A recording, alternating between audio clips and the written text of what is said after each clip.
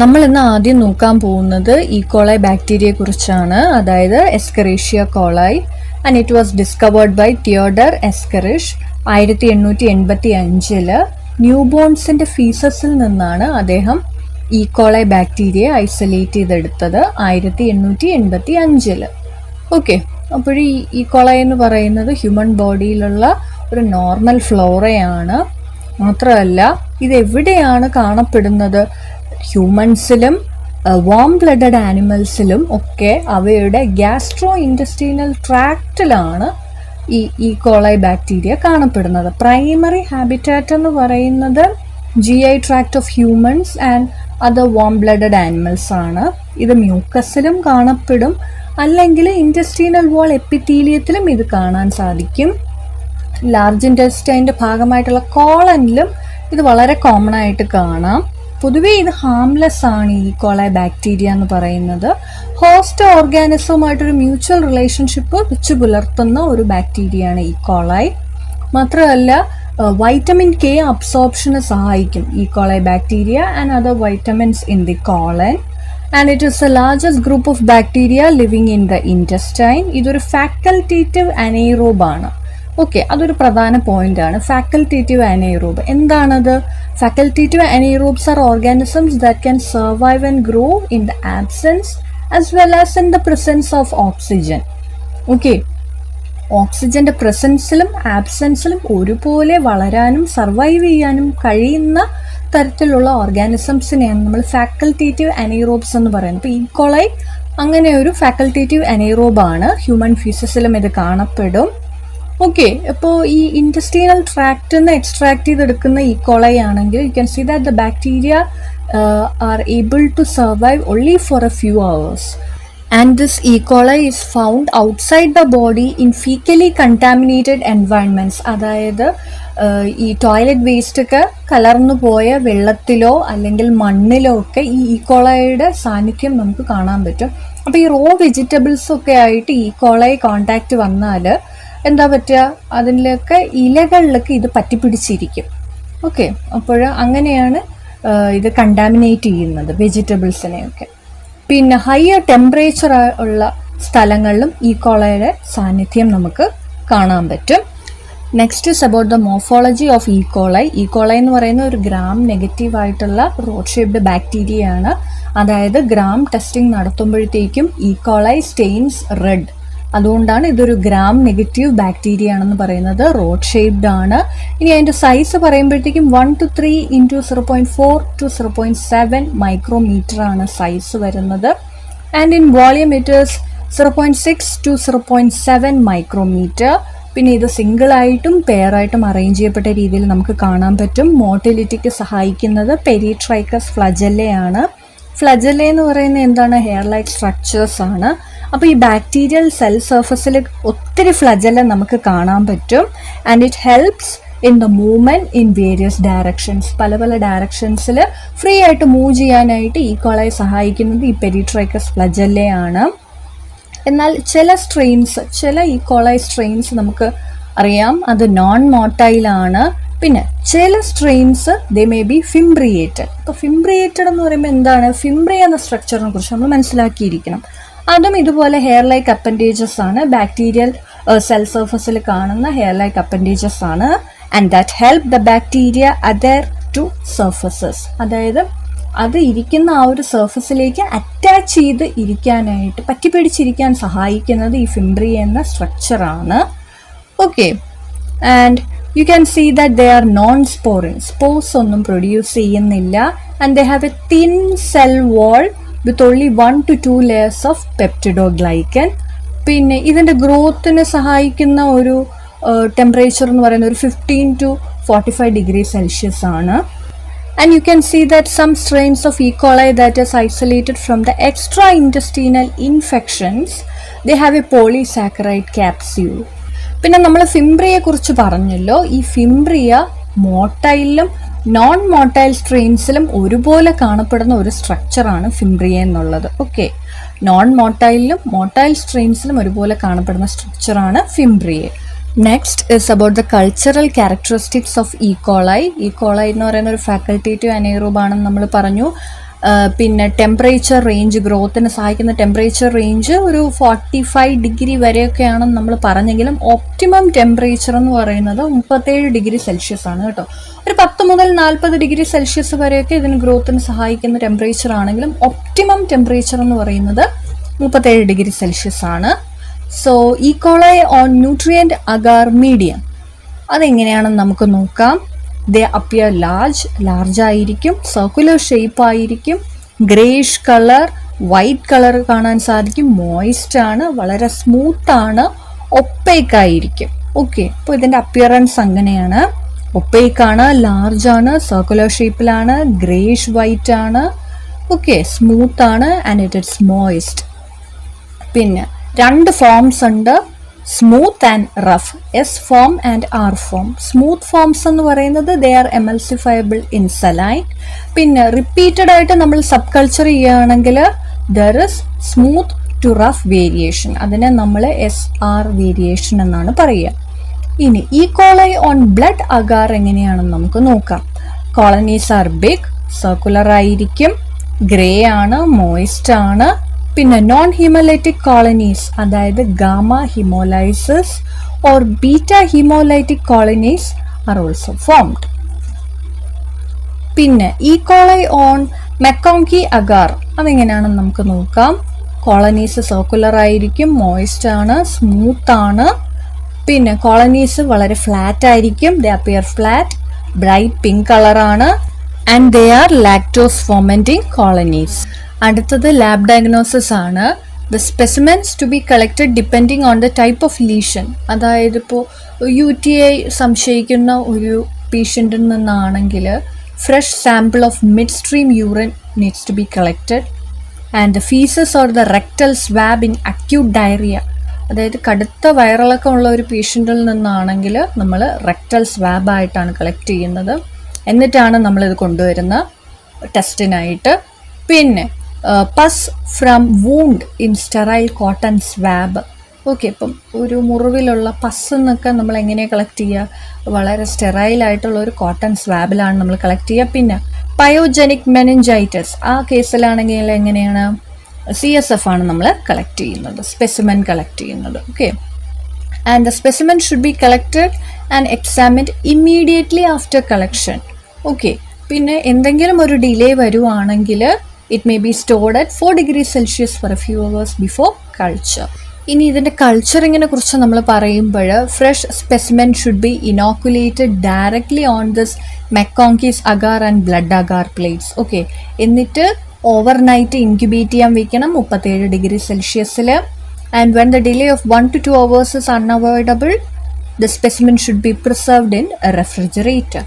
And this McConkey's agar shows pink, circular, convex, smooth, non-viscous colonies with clear-cut margin.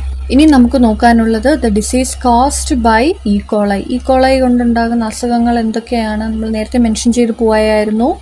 Urinary tract infection, പിന്നെ meningitis, pneumonia, പിന്നെ abdominal and pelvic infection, അതൊക്കെയാണ് E.coli കൊണ്ട് ഉണ്ടാകുന്നത്. അടുത്ത നമ്മൾ നോക്കുന്നത് സ്യൂഡോമോണാസ് ആണ്. Pseudomonas aeruginosa is an aerobic micro organism that is motile, gram-negative, rod-shaped bacteria distributed throughout different habitats in the world. അപ്പോൾ നമ്മളിപ്പോൾ ഡിസ്കസ് ചെയ്ത രണ്ടും ഗ്രാം നെഗറ്റീവ് ആയിട്ടുള്ള ബാക്ടീരിയ ആണ്. ഇത് എയ്റോബിക് ആണ്. ഓക്കെ, സ്യൂഡോമോണാസ് എയ്റോബിക് ആണ്. And the Pseudomonas aeruginosa is one of the fluorescent species as it produces pigments that produce fluorescence under UV radiation. Okay, അപ്പോൾ ഫ്ലൂറസെൻ്റ് സ്പീഷീസ് ആയിട്ടാണ് ഇവർ പറയുന്നത്. എന്തുകൊണ്ടാണ് ഇവർ ഫ്ലൂറസെൻ്റ് സ്പീഷീസ് എന്ന് നമ്മൾ പറയുന്നത്? UV റേഡിയേഷനിൽ ഇവ ഫ്ലൂറസെൻസ് പ്രൊഡ്യൂസ് ചെയ്യും. ഓക്കെ, പിന്നെ നമുക്ക് പറയാനുള്ളതെന്ന് വെച്ചാൽ this bacterium has extreme medical importance. എന്തുകൊണ്ടാണ് അങ്ങനെ പറയുന്നത്? It is one of the leading cause of community acquired infections like hospital acquired pneumonia, urinary tract infections and many others. Okay, അപ്പോൾ അതുകൊണ്ടാണ് എക്സ്ട്രീം മെഡിക്കൽ ഇമ്പോർട്ടൻസ് എന്ന് നമ്മൾ പറയുന്നത്. Pneumonia, UTI ഇത് രണ്ടും ഇതുകൊണ്ടുണ്ടാകുന്ന അസുഖമാണെന്ന് നമ്മൾ ഓർത്തു വയ്ക്കുക. ഏത് ബാക്ടീരിയയാണ്? സ്യൂഡോമോണാസ് എയറുഗിനോസ. പിന്നെ നമ്മൾ പറഞ്ഞായിരുന്നു പല പല ഹാബിറ്റാറ്റിൽ ഈ സ്യൂഡോമോണാസിൻ്റെ സാന്നിധ്യം നമുക്ക് കാണാൻ പറ്റുമെന്ന് പറഞ്ഞു അല്ലേ. That is Pseudomonas aeruginosa is ubiquitous with a wide range of ecological distribution ranging from natural habitats as well as clinical settings. Okay, ഇപ്പോൾ നേച്ചറിലാണെങ്കിൽ this organism is commonly found in soil and aquatic environments where it exists in a close association with bacillus. Okay, ബാസിലസുമായിട്ട് close റിലേഷൻഷിപ്പിലാണ് ഇത് survive ചെയ്യുന്നതും grow ചെയ്യുന്നതും എല്ലാം. And the Pseudomonas aeruginosa is part of the normal flora of the human body, where it colonizes areas like the respiratory tract, skin, and digestive system. And as part of the normal flora, these are essential for the production of primary and secondary metabolites that is required for the host. ഇനി ഇവയുടെ morphology നോക്കുകയാണെങ്കിൽ rod shaped ആണെന്ന് നമ്മൾ പറഞ്ഞു. Average size എന്ന് പറയുന്നത് 0.5 to 0.8 micrometer in width and 1.5 to 3.0 micrometer in length. പിന്നെ ഇത് ഗ്രാം നെഗറ്റീവ് ആണെന്ന് നമ്മൾ പറഞ്ഞു. സിംഗിൾ സെൽസ് ആയിട്ടോ പെയർ ആയിട്ടോ കാണാൻ പറ്റും. The cells produce pigments that are water soluble and thus diffuse through the media. And this all strains of this Pseudomonas aeruginosa are motile. Okay, movement എല്ലാം ഉള്ളതാണ്, motility ഉള്ളവ തന്നെയാണ്. സിംഗിൾ ഫ്ലജെല്ല മാത്രമേ ഉള്ളൂ. ഓക്കെ, സിംഗിൾ ഫ്ലജെല്ല മാത്രമേ ഉള്ളൂ. And that is inserted at the tip of the cell and the flagella can be either polar or subpolar in some strains. Talking about the cell membrane of this bacteria, it has a lipid bilayer and that undergoes rapid changes to adjust its fluidity to the changes in the environment. Okay, lipid bilayer, രണ്ട് lipid layer ആണുള്ളത്. മാത്രമല്ല അതിനും changes അത് വരുത്തിക്കൊണ്ടേയിരിക്കും according to the changes in the environment. ഇനി outer membrane ആണെങ്കിൽ asymmetrically composed of a special lipopolysaccharide and that provides less fluidity. ഇനി ഇതിൻ്റെ ഗ്രോത്ത് നോക്കുകയാണെങ്കിൽ സോളിഡ് അഗാർ മീഡിയത്തിലാണെങ്കിൽ ഇതിൻ്റെ ഗ്രോത്ത് ഒരു ടെമ്പറേച്ചർ ഒരു 4 ഡിഗ്രി ടു 44 ഡിഗ്രി സെൽഷ്യസ് വരെയൊക്കെ ഇത് ഗ്രോത്തിന് സഹായിക്കും. Okay, and the growth at the higher temperature is more prominent. ഇതൊരു സിമ്പിൾ ന്യൂട്രീഷണൽ റിക്വയർമെൻറ്റ് മാത്രമുള്ള ഒരു ബാക്ടീരിയയാണ് Pseudomonas aeruginosa എന്ന് പറയുന്നത്. And can grow in media containing acetate as a source of carbon and ammonium sulphate as a source of nitrogen. പിന്നെ ഈ Pseudomonas aeruginosa produce ചെയ്യുന്ന colonies 2 ടൈപ്പാണുള്ളത്. Large and smooth colonies with flat edges and elevated centres resulting in fried egg appearance. And the second one is small rough and convex type. Okay, അപ്പോൾ ആദ്യത്തേൽ വളരെ large ആയിട്ടുള്ളതും smooth ആയിട്ടുള്ള colonies ആയിരിക്കും. Edges flat ആണ്. അതിൻ്റെ centre portion ഇത്തിരി elevated ആയിട്ട് ഉയർന്ന പോലെയാണ് കാണാൻ പറ്റുക. And that results in fried egg appearance. പിന്നെ രണ്ടാമത്തെ നമ്മൾ പറഞ്ഞതുപോലെ വളരെ സ്മോൾ ആയിട്ടുള്ള റഫ് ആയിട്ടുള്ള കോൺവെക്സ് ടൈപ്പാണ് രണ്ടാമത്തെ ടൈപ്പ് കോളനീസ് അത് പ്രൊഡ്യൂസ് ചെയ്യുന്നത്. ക്ലിനിക്കൽ മെറ്റീരിയൽസിൽ നിന്നും ഐസൊലേറ്റ് ചെയ്യുന്ന ഓർഗാനിസംസിനെല്ലാം ലാർജ് ടൈപ്പ് ആയിരിക്കും. Okay, large type of colonies ആയിരിക്കും. നാച്ചുറൽ സോഴ്സസ് എന്നൊക്കെ നമ്മൾ ഐസൊലേറ്റ് ചെയ്തെടുക്കുന്നതാണെങ്കിൽ എന്താണ് സ്മോൾ ടൈപ്പ് ഓഫ് കോളനീസ് ആയിരിക്കും അതൊന്ന് ഫോം ചെയ്യുക. പിന്നെ ഇവയുടെ മറ്റൊരു ഇമ്പോർട്ടൻറ്റ് ഫീച്ചറാണ് that these colonies have a fruity odour. Okay, ഒരു ഫ്രൂട്ടി ഓർഡർ ആയിരിക്കും അതിനുണ്ടാവുക, അങ്ങനത്തെ ഒരു മണമായിരിക്കും. And the occurrence of metallic patches. Okay, ഒരു മെറ്റാലിക് കളറിലുള്ള പാച്ചസ് ആയിരിക്കും ഇത് ഉണ്ടാക്കുക അല്ലെങ്കിൽ പുറപ്പെടുവിക്കുക. ഇനി ഈ Pseudomonas aeruginosa ന്യൂട്രിയൻ്റ് അഗാർ മീഡിയത്തിൽ നമ്മൾ കൾച്ചർ ചെയ്യുമ്പോൾ ഉള്ള ഇതിൻ്റെ ഫീച്ചേഴ്സ് എങ്ങനെയൊക്കെയാണെന്ന് നമുക്ക് നോക്കാം. It forms large opaque and flat colonies with irregular margins and fruity or earthy order. Okay, large ആയിട്ടുള്ള ഫ്ലാറ്റ് കോളനീസാണ് അത് പ്രൊഡ്യൂസ് ചെയ്യുക. ഒപ്പേക്ക് ആയിരിക്കും. പിന്നെ ഇറഗുലർ മാർജിൻസ് ഉണ്ടാകും. ഫ്രൂട്ടി അല്ലെങ്കിൽ എർത്തി ഓർഡർ ആയിരിക്കും. വളരെ പിഗ്മെൻറ്റഡ് ആയിട്ടുള്ള കോളനീസ് ആയിരിക്കും. But the colour depends on the type of pigment producers. പിന്നെ usually on this Na you can see that the green colored colonies can be seen due to the production of pyoverdin pigment. ഇനി MacConkey അഗാറിലാണെങ്കിൽ എങ്ങനെയായിരിക്കും? Pseudomonas forms round flat and colorless colonies, and that indicates the organism is a lactose non-fermenter. അപ്പോൾ blood അഗാറിലാണെങ്കിൽ it produces mucoid type colonies with typical metallic sheen and beta haemolysis is observed on blood agar. പിന്നെ Pseudomonas കൊണ്ടുണ്ടാകുന്ന അസുഖങ്ങൾ എന്തൊക്കെയാണ്, അല്ലെങ്കിൽ Pseudomonas എയറോഗിനോസ മനുഷ്യരിൽ വരുത്തി വയ്ക്കുന്ന അസുഖങ്ങൾ എന്തൊക്കെയാണെന്നുള്ളത് നമ്മൾ തുടക്കത്തിൽ പറഞ്ഞു പോയപ്പോൾ നമ്മൾ പറഞ്ഞായിരുന്നു ന്യൂമോണിയ. അപ്പോൾ ന്യൂമോണിയ എങ്ങനെയാണ് ഉണ്ടാവുന്നത്? Pneumonia that is caused by Pseudomonas aeruginosa is often hospital acquired, with the common source being contaminated bronchoscopes. പിന്നെ ഉള്ളത് UTI ആണ്. UTI എന്ന് പറയുന്നത് എന്താ? urinary tract infection that is caused by Pseudomonas aeruginosa has also been observed in some patients that use external medical devices or during dialysis. Okay, അങ്ങനെയൊക്കെയാണ് അവർക്ക് UTI കിട്ടുന്നത്. അതും കിട്ടുന്നത് ആര് വഴിയാണ്? Pseudomonas aeruginosa. And the source of UTI infection by Pseudomonas aeruginosa is the entry of the organism from the skin, and this bacteria might even reach the urinary bladder where it forms biofilms to protect itself from the host defense. അതായത് മനുഷ്യ ശരീരത്തിൽ നിന്നും produce ചെയ്യുന്ന ഡിഫെൻസിൽ നിന്നും നമ്മുടെ ശരീരത്തിനൊരു immune system, അതൊരു defence mechanism produce ചെയ്യും അല്ലേ? ഒരു ഫോറിൻ ബോഡി ശരീരത്തിനുള്ളിൽ കയറി കഴിഞ്ഞു എന്ന് അറിയുമ്പോഴത്തേക്കും അപ്പോൾ അവയിൽ നിന്നും രക്ഷപ്പെടാനായിട്ട് ഈ ബാക്ടീരിയ യൂറിനറി ബ്ലാഡറിൽ എത്തിയിട്ട് അവിടെ ഒരു ബയോഫിലിം ഉണ്ടാക്കിയിടും. ബയോഫിലിം പ്രൊഡ്യൂസ് ചെയ്യുമ്പോൾ എന്തിനു വേണ്ടിയാണ് ഈ ബയോഫിലിം പ്രൊഡ്യൂസ് ചെയ്യുന്നത്? To protect itself from our immune response. നമ്മുടെ ശരീരം പുറപ്പെടുവിക്കുന്ന ഇമ്മ്യൂൺ റെസ്പോൺസിൽ നിന്നും അവയ്ക്ക് രക്ഷപ്പെടാൻ വേണ്ടിയിട്ടാണ് ഈ ബയോഫിലിം പ്രൊഡ്യൂസ് ചെയ്യുന്നത്. ഓക്കെ, അപ്പോൾ കോമൺ സിംറ്റംസ് എന്തൊക്കെയാണ്? യൂറിനേഷൻ വളരെ പെയിൻഫുൾ ആയിരിക്കും, പിന്നെ ബ്ലഡി യൂറിൻ കാണാം, പിന്നെ അല്ലെങ്കിൽ ക്ലൗഡി ആയിരിക്കും യൂറിൻ, അങ്ങനെയൊക്കെയാണ് കാണാൻ പറ്റുന്നത്. പിന്നെ ഉള്ള മൂന്നാമത്തെ ഏതാണ്? സെപ്സിസ് ആണ് പിന്നെ കാണുന്നത്. അതായത് bacteraemia or sepsis is an essential indication of Pseudomonas aeruginosa, and the sepsis is indicated by irregular alterations of cardiac dynamics, and that leads to decreased cardiac output, metabolic acidosis and even multi organ failure.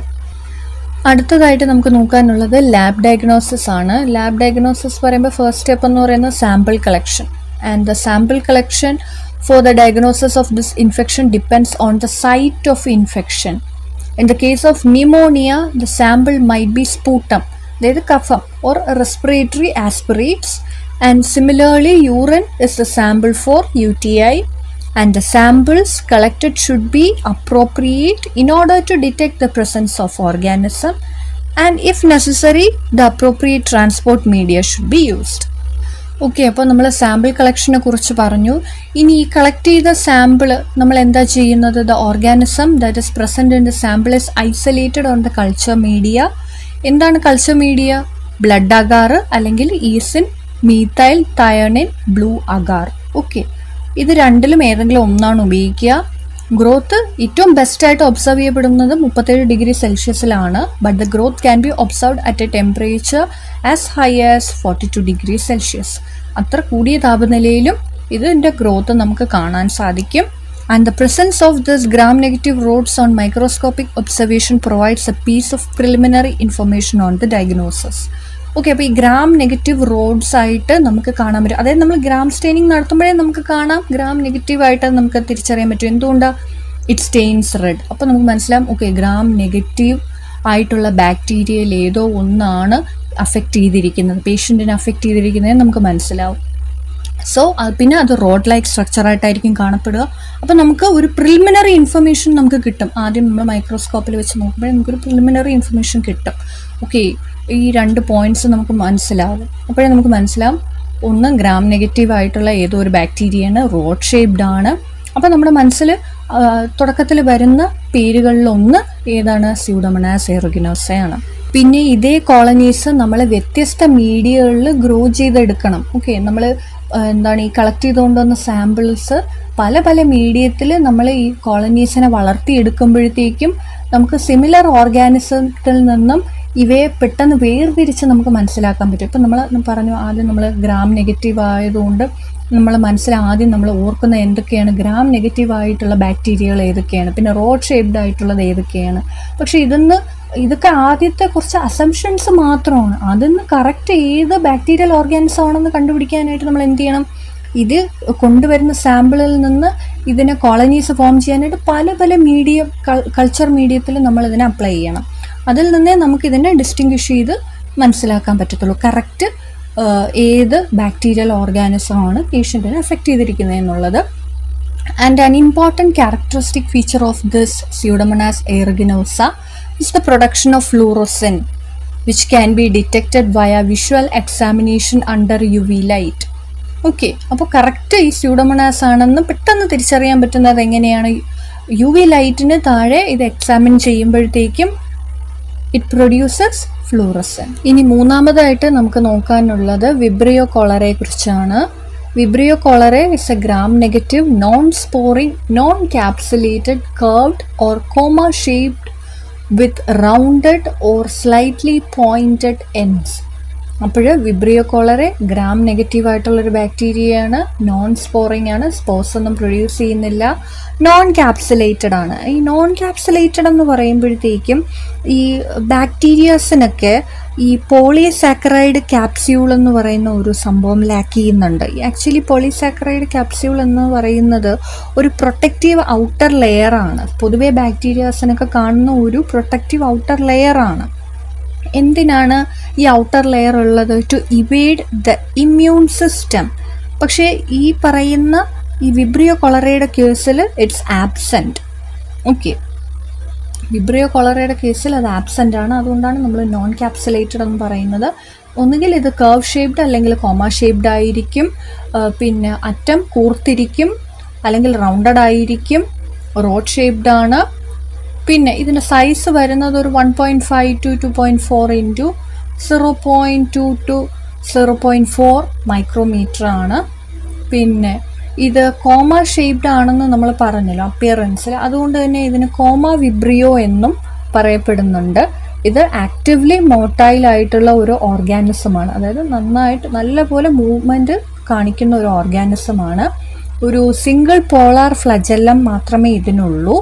And the movement is of darting type, അതായത് പെട്ടെന്നിങ്ങനെ ജർക്ക് ചെയ്ത് പോകുന്ന പോലെ, ഇങ്ങനെ പെട്ടെന്നിങ്ങനെ തെന്നി പെട്ടെന്ന് ഇങ്ങനെ സ്പീഡിൽ ഇങ്ങനെ തെന്നി അങ്ങ് പോകുന്നത് പോലെയാണ് ഇതിൻ്റെ മൂവ്മെൻ്റ് എന്ന് പറയുന്നത്. പിന്നെ in liquid cultures they may be arranged single and in pairs or in S-shaped or spiral forms due to end-to-end attachment of 2 or more cells. Okay, അപ്പോൾ ലിക്വിഡ് കൾച്ചേഴ്സിൽ ഇത് സിംഗിളായിട്ടും പെയറായിട്ടും അല്ലെങ്കിൽ എസ് ഷേപ്പിലോ സ്പൈറൽ ഫോമിലോ ഒക്കെ ഇത് അറേഞ്ച് ചെയ്തിരിക്കുന്നത് നമുക്ക് കാണാൻ പറ്റും. പിന്നെ ഈ വിബ്രിയോ കൊളറ എന്ന് പറയുന്നത് ഒരു എയ്റോബാണ്, ഒരു ഫാക്കൾട്ടേറ്റീവ് അനേറോബും കൂടിയാണ്. And it gross well on ordinary media with a wide range of temperature, അതായത് ഒരു 16 മുതൽ 40 ഡിഗ്രി സെൽഷ്യസിൽ വരെ ഇത് വളരും. എന്നാലും ഒപ്റ്റിമം ടെമ്പറേച്ചർ എന്ന് പറയുന്നത് 37 ഡിഗ്രി സെൽഷ്യസ് ആണ്. And they grow best in strongly alkaline media, അതായത് ഒരു 8.2 to ഒരു 9.5 pHലാണ് ഏറ്റവും നന്നായിട്ട് ഇത് ഗ്രോ ചെയ്യുന്നത്. And the range of pH for growth 6.4 to 9.6 and the optimum is 8.2. and most Vibrio species are halo tolerant and NaCl often stimulates their growth. Okay, ഒരു 0.5 to 1% NaCl stimulates their growth.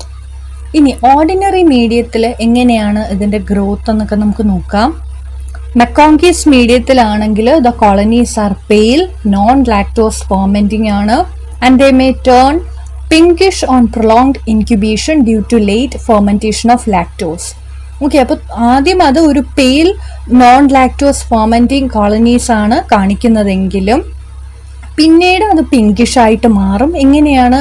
ഇൻക്യുബേഷനിൽ കൂടുതൽ സമയം വെച്ചിരിക്കുമ്പോൾ എന്ത് സംഭവിക്കും?